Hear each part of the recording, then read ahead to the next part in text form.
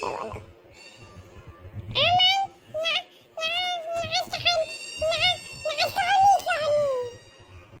আচ্ছা Johnny Johnny শোনাও তো সবাইকে।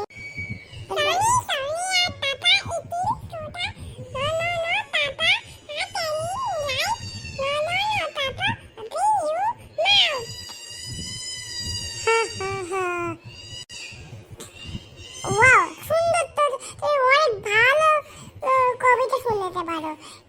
বলো না সাবস্ক্রাইব এন্ড লাইক করতে।